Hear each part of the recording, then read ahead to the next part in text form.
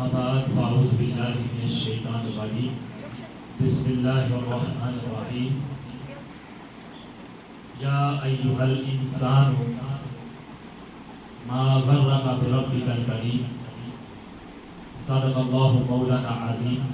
وبلغنا رسوله النبي الكريم الأمين الرحيم الرؤوف الرحيم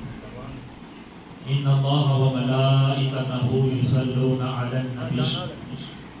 يا أيها الذين آمنوا صلوا عليه وسلموا تسلیما۔ حقیقت و محبت الفت و چاہت کے ساتھ نبی آخر الزمان تاجدار دو جہاں صلی اللہ علیہ وآلہ وسلم کی ذات مبارکہ پر پیار کے ساتھ درود پاک کا نذرانہ پیش کر لیجیے۔ کوئی لفظ خاموش نہ رہے، پڑھ لیجیے الصلاۃ والسلام علیک یا سیدی یا رسول اللہ وعلی آلک واصحابک یا سیدی یا حبیب اللہ۔ الصلاۃ والسلام علیک یا سیدی یا نور اللہ وعلی آلک واصحابک یا سیدی یا محمد رسول اللہ صلی اللہ علیہ وآلہ وسلم۔ سب سے پہلے پرگوتا وش بلائد فخر السادات فخر الاولیاء پیر طریقت رہبر شریعت الحاج پیر سید محمود ذوالقرنین شاہ صاحب بخاری قاضی المعروف حضرت پیر سید غلام دستگیر شاہ صاحب بخاری قاضی دامت برکاتہ عالی زیب سجادہ نشین مرکزی سجادہ نشین کھیپڑا والے شریف کی سب سے بڑی درگاہ قصر عارفہ در سالکہ مدینہ الاولیاء بابا جی ٹوپی والی سرکار رحمۃ اللہ تعالی علیہ، بابا جی محمود شاہ سرکار رحمۃ اللہ تعالی علیہ، بابا جی اکبر شاہ سرکار رحمۃ اللہ تعالی علیہ اور سید المتقین جان پیر سرکار رحمۃ اللہ تعالی علیہ۔ قبلہ حافظ صاحب اور واجب الاحترام بزرگوں، دوستوں، پیارے بچوں، اللہ تعالیٰ کا لاکھ لاکھ شکر ہے کہ آج اس نے ایک مرتبہ پھر ہم سب کو اکٹھے ہو کر نماز جمعہ ادا کرنے کی توفیق عطا فرمائی اور مجھے آپ کو اچھی باتیں بتانے اور آپ کو سننے کی توفیق عطا فرمائی۔ اللہ تعالی ہمارا یہاں آنا اپنی بارگاہ میں قبول فرمائے۔ حضرات صوفیہ فرماتے ہیں جب کوئی بندہ اللہ کہتا ہے، لفظ اللہ کہتا ہے، تو اللہ تعالیٰ اس کے گناہوں کو معاف فرما دیتا ہے۔ اور جب کوئی آنکھ خشیت الہی کی وجہ سے، اللہ کے ڈر کی وجہ سے، اللہ کے خوف کی وجہ سے اپنے پورا چہرہ نہیں بلکہ ایک آنسو جو خوف الہی کی وجہ سے بندے کی آنکھ سے نکلتا ہے، اس سے پورا چہرہ جو ہے وہ نہیں بھیگتا بلکہ ایک پلکوں کی ایک بال بھیگتا ہے۔ قیامت کے دن وہ بال ہی کھڑا ہو جائے گا اور کہے گا کہ یا اللہ مجھے نکال لے اور اس شخص کو جنت میں لے جا۔ تو حضرات اللہ تبارک و تعالیٰ کہہ رہا ہے یا ایھا الانسان ما غرک بربک الکریم، اے بھولے ہوئے، اے بٹکے ہوئے، اے فریب میں پڑے ہوئے انسان، آجا میری دہلیز پر، آجا میری چوکھٹ پر، کیونکہ تیرا رب بڑا کریم ہے۔ حضرات ماں جو ہے وہ عظیم ہستی ہوتی ہے، عظیم ہستی ہے کہ جس نے بچے کو جنم دیا ہوتا۔ ماں کی ممتا جب بولتی ہے تو جبرائیل علیہ السلام اس کی زبان سے بولتے ہیں۔ ماں میں اللہ تعالیٰ نے محبت، الفت، چاہت، ہر چیز کو پرو دیا ہے اور اس ماں نے بچے کو جنم دیا ہے۔ ماں نے بچے کو جنم دیا، لیکن وہ اللہ تبارک و تعالیٰ جس نے بندے کو خلق کیا ہے، ماں نے جنم دیا ہے، اس رب نے خلق کیا ہے، اس رب نے پیدا کیا ہے۔ قرآن میں آتا ہے الذی ما خلقک، وہی رب ہے جس نے تجھے پیدا کیا۔ ماں نے جنم دیا، اس رب نے خلق کیا۔ تو تو ماں کی محبت ایک طرف، وہ تو 70 ماؤں سے بھی زیادہ انسان سے محبت کرتا ہے، اس لیے کہہ رہا ہے یا ایھا الانسان ما غرک بربک الکریم، اے انسان بھولے ہوئے، بھٹکے ہوئے، فریب میں پڑے ہوئے، دھوکے میں پڑے ہوئے، آ جا میری چوکھٹ پر، آ جا میری دہلیز پر، پھر دیکھنا میں تمہارے گناہوں کو کس طرح نیکیوں میں بدلتا ہوں۔ جتنا بڑا گناہگار اتنا بڑا نیکوکار ہے۔ حضرت عمر فاروق رضی اللہ تعالیٰ عنہ کے دور میں ایک شخص اپنی بغل میں شراب لیے پھر رہا تھا۔ حضرت عمر آپ کا گزر گلیوں سے ہوا تو آپ نے ہاتھ میں کوڑا پکڑا ہوا تھا۔ جب آپ نے دیکھا اس شخص کو ایک بوتل لیے پھر رہا ہے، پوچھا کھڑے ہو جا، وہ پریشان ہو گیا۔ جب آپ نے کہا کہ تم شراب پی رہے ہو، تمہیں پتہ نہیں یہاں پر میری حکومت ہے اور میری حکومت میں یہ شراب نوشی اللہ تبارک و تعالیٰ کے حکم سے منع ہے، تو تم شراب لیے پھر رہے ہو۔ تو حضرات اس شخص کے دل میں سچی توبہ، کہنے لگا کہ یا اللہ آج بچا لے، آج عمر کے جلال سے بچا لے، کیونکہ اس کے دل میں سچی توبہ تھی، معافی کا طلبگار تھا، سچی جو تھی اللہ تعالیٰ سے کہنے لگا یا اللہ آج بچا لے، آئندہ کبھی شراب کو ہاتھ تک نہ لگاؤں۔ جب حضرت عمر فاروق رضی اللہ تعالیٰ عنہ نے کہا اس شراب کی بوتل کو انڈے لو، پتہ تو چلے کہ دودھ کا دودھ اور پانی کا پانی تو ہو، پتہ چلے کہ یہ شراب ہے کہ یا کوئی اور چیز ہے، کیونکہ اس نے دل ہی دل میں اللہ تعالیٰ سے سچی توبہ کر لی تھی۔ تو اللہ تعالیٰ نے بھی پھر اس پر کرم فرمایا اور وہ جو بوتل تھی شراب کی وہ سرکہ میں بدل گئی۔ شراب کی بوتل تھی لیکن چونکہ اس کے دل میں سچی جو تھی اللہ تعالیٰ کی اپنی بخشش کا اظہار کیا، فریاد پیش کی بارگاہ الہیہ میں، تو وہ شراب کی بوتل جو تھی وہ سرکہ میں بدل گئی۔ تو اسی طرح اللہ تعالیٰ فرما رہا ہے جس طرح میں شراب کی بوتل کو سرکے میں بدل سکتا ہوں، حضرات جس طرح اللہ تعالیٰ شراب کی بوتل کو سرکے میں بدل سکتا ہے، اسی طرح کیا اللہ تعالیٰ اس بات پر قادر نہیں کہ آپ کے گناہوں کو نیکیوں میں بدل دے؟ یقیناً وہ اس بات پر قادر ہے۔ تو آپ نے سنا جتنا بڑا گناہگار اتنا بڑا نیکوکار آخرکار بن گیا۔ حضرت امام حسن بصری علیہ رحمہ بصرہ کے بازاروں میں گھوم پھر رہے، بڑے مالدار ہیں اور ان کے دل میں یہی چاہت ہے کہ ہر ایک غریب کی، غرباء کی مدد کروں۔ بازار میں گھوم رہے ہیں، دیکھتے ہیں کہ ایک حسین لڑکی ہے، جمیل لڑکی ہے، تو آپ اس کی چہرہ انور کی طرف، اس لڑکی کے چہرے کی طرف دیکھتے چلے جاتے ہیں۔ لڑکی کے جب چہرہ کی طرف دیکھتے ہیں تو لڑکی جو ہے وہ آپ کے پاس آتی ہے، کہتی ہے کہ تمہیں حیا نہیں آتی کہ تم مجھے اس طرح گھور رہے ہو؟ یہ کہہ کر الفاظ وہ اپنے گھر چلی جاتی ہے اور اپنی خاتمہ سے کہتی ہے، اس کو آنکھیں نکال کر، اپنی دونوں آنکھیں نکال کر ایک ٹرے میں رکھ کر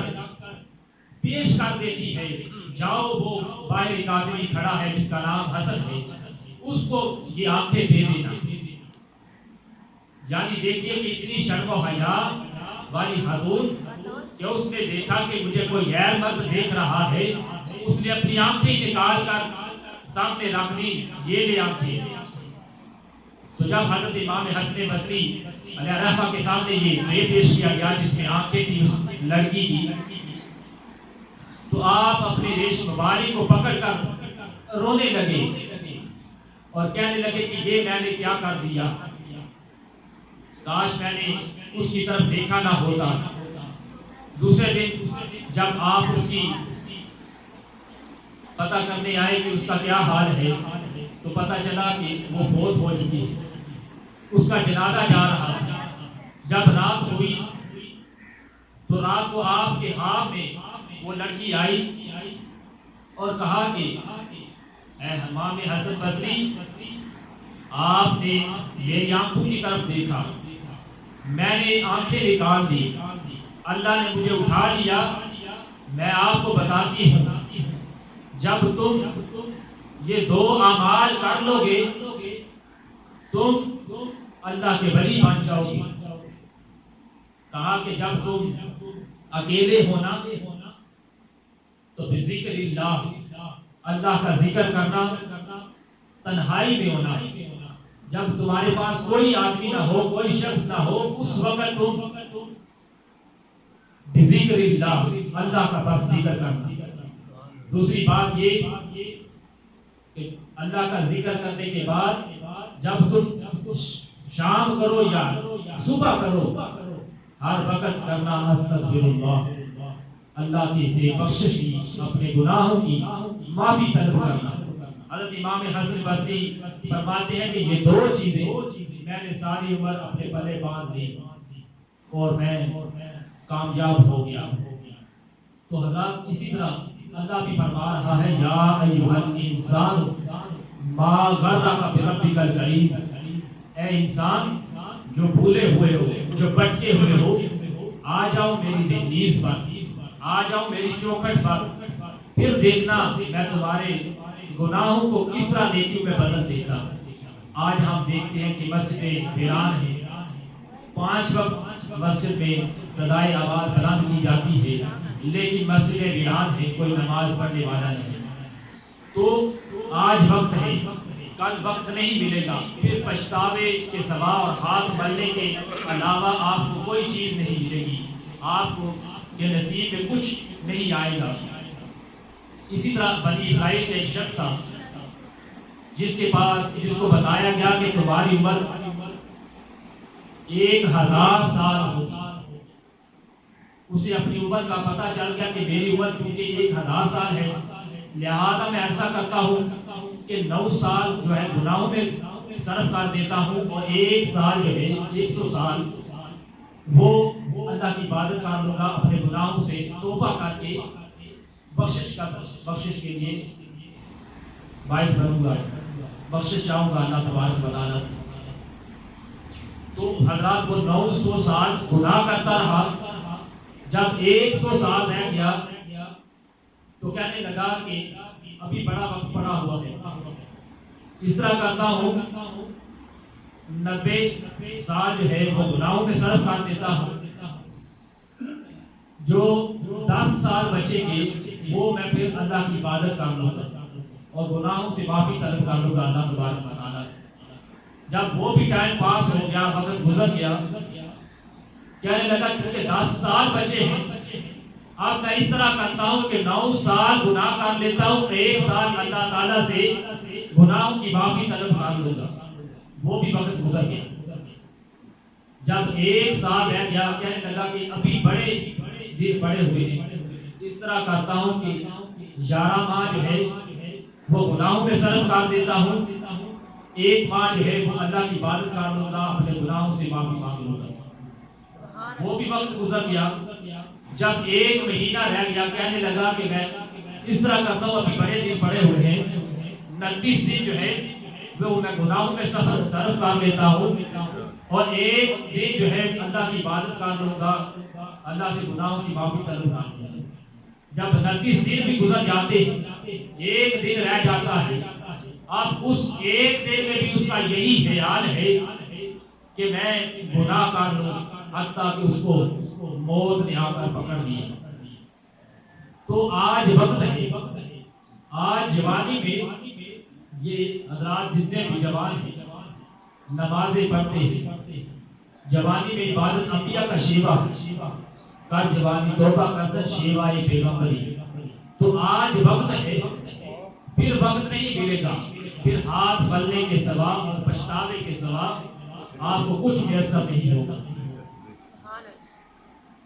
اسی طرح حضرات اللہ تبارک و تعالیٰ کا جو یہ در کھلا ہوا ہے، وہ کہتا ہے کہ آ تو صحیح میری در پہ، آ تو صحیح، بس قرونی اذکرکم، آ تو میرا ذکر کر، میں تمہارا ذکر کروں گا۔ آ تو صحیح میری چوکھٹ پہ، آ تو صحیح۔ اگر تو میری چوکھٹ پہ نہیں آتا، اگر تمہیں جھجک آتی ہے، حیا محسوس کرتے ہو، تو پھر ایسا کرو، کیا کرو؟ وَلَوْ أَنَّهُمْ إِذْ ظَلَمُوا أَنفُسَهُمْ جَاءُوكَ، پھر آ جاؤ میرے محبوب صلی اللہ علیہ وآلہ وسلم کی چوکھٹ پر آ کر مجھ سے دعا طلب کرو، میں تمہارے گناہوں کو بخش دوں گا۔ اگر میرے سامنے حیا آتی ہے تو پھر وہاں کالی کملی والے سرکار حضور کی بارگاہ روضہ انور پر آ جاؤ اور مجھ سے دعا کرو، میں تمہارے گناہوں کو معاف فرما دوں گا۔ حضرت ابو لبابہ رضی اللہ تعالیٰ حضور کے وصال پاک کے بعد 3 دن کے بعد، حضور کے وصال کے 3 دن کے بعد حضور کی قبر اکبر پر آتے ہیں، زاروں قطار رونے لگ جاتے ہیں۔ حضور آج نہیں جاؤں گا، آج آپ سے اپنے گناہوں کی معافی لے کر جاؤں گا، آج اپنے گناہوں کو یہاں سے بخشوا کر جاؤں گا، تب جاؤں گا۔ تو ایک صحابی جو تھے عتابی، وہ بیٹھے ہوئے تھے، دیکھ رہے تھے یہ سارا منظر کہ حضرت ابو لبابہ آئے حضور کی قبر انور پر زاروں قطار رو رہے ہیں اور فریادیں کر رہے ہیں کہ آپ مجھے بخشوا دیں اللہ تبارک و تعالیٰ سے، میں بڑا گناہگار ہوں، بدکار ہوں، سیاہکار ہوں، خطاکار ہوں، مجھے اللہ تبارک و تعالیٰ سے معافی دلا دیں۔ تو پھر کیا ہوا؟ تھوڑی دیر کے بعد حضرت ابو لبابہ رضی اللہ تعالیٰ چلے،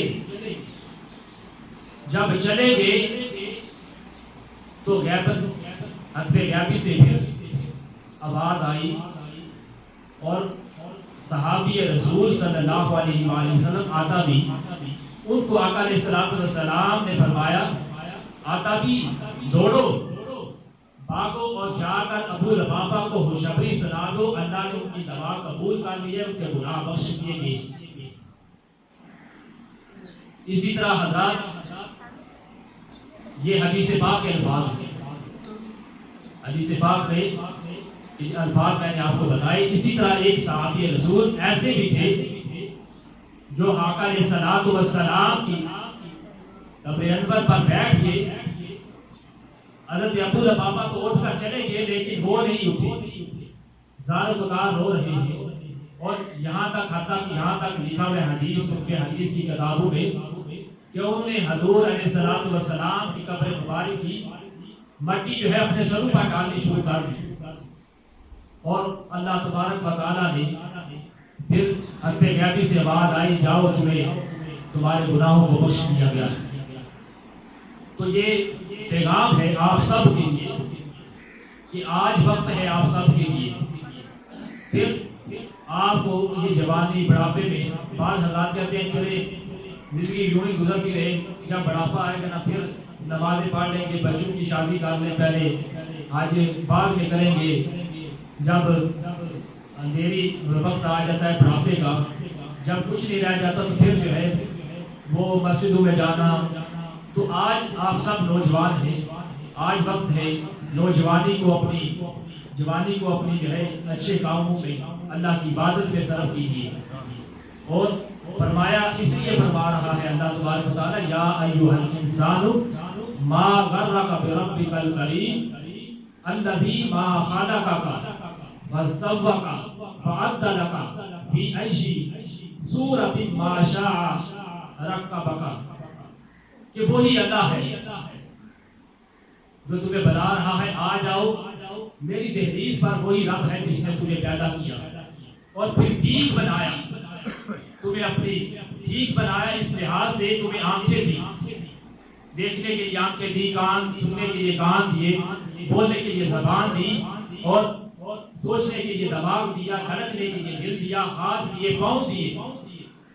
وہی اللہ ہے جس نے تیری فی عیشی صورت ما شاء رکبک، تیری صورت کو جو ہے وہ ٹھیک بنائی اور جس طرح چاہا تیری صورت کو اس صورت میں ترتیب دیا، اس صورت میں تیری ترتیب کی۔ تو ماں جو ہے بچے سے، جب بچہ جو ہے ماں کی گود سے جدا ہو جائے تو وہ بلاتی ہے آ جا، اس ٹھنڈی چھاؤں کو چھوڑ کر تم کہاں جاؤ گے؟ تو وہ رب بڑا کریم ہے، وہ آپ کو بلا رہا ہے کہ آ جاؤ، بھولے ہوئے، بھٹکے ہوئے، فریب میں پڑے ہوئے، دھوکے میں پڑے ہوئے انسان، آ جاؤ میری دہلیز پر، یا ایھا الانسان ما غرک بربک الکریم، آ جاؤ میری دہلیز پر، آ جاؤ میری چوکھٹ پر۔ اگر حیات بھی ہے تو پھر در مصطفیٰ پر آ جاؤ، وَلَوْ أَنَّهُمْ إِذْ ظَلَمُوا أَنفُسَهُمْ جَاءُوكَ، آ جاؤ میرے محبوب کے در پر۔ اس لیے کسی نے کیا خوب کہا تھا کہ اشکوں کی لڑی کو لیتے چلے آؤ، در ترا پر ہوتے چلے آؤ، اشکوں کی لڑی ساتھ لیتے چلے آؤ اور در ترا پر ہوتے چلے آؤ۔ اور قرآن میں مذکور ہے بخشش کا طریقہ، قرآن میں مذکور ہے بخشش کا طریقہ، در محبوب پہ ہوتے چلے آؤ، در محبوب پہ ہوتے چلے آؤ۔ تو اللہ تعالیٰ کی بارگاہ میں دعا ہے اللہ تعالیٰ ہم سب کو سید عالمین صلی اللہ علیہ وآلہ وسلم کی غیر مشروط محبت اور نامحدود وفاداری نصیب فرمائے، اور خاتم النبیین صلی اللہ علیہ وآلہ وسلم ختم نبوت پر اپنا پہرا، اپنا ایمان پختہ کرنے کی توفیق عطا فرمائے، اور ہم سب کو عمل کرنے کی توفیق عطا فرمائے، آمین۔ وما علینا الا البلاغ المبین۔